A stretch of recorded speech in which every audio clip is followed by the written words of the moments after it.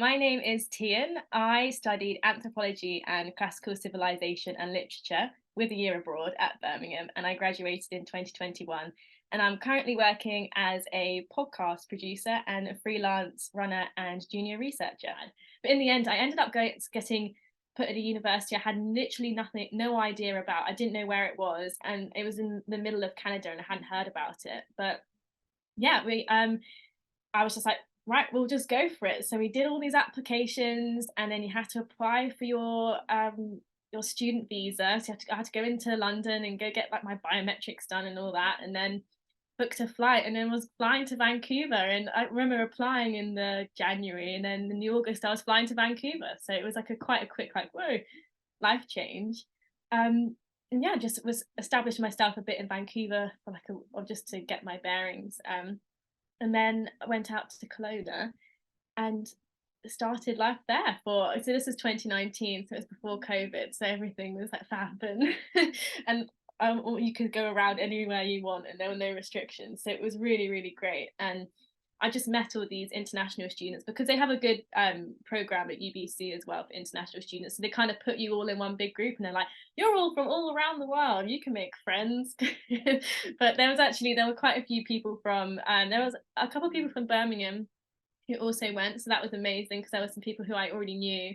And one of them was actually one of my closest friends, and we just randomly got put in the same university together, even though we didn't do the same course. We just randomly got put there, but yeah. And then there are people from Bristol, and then there are people from all around the world, like I was saying, like there were people from Uganda, from Vietnam, from Australia, from gosh, Brazil, everywhere.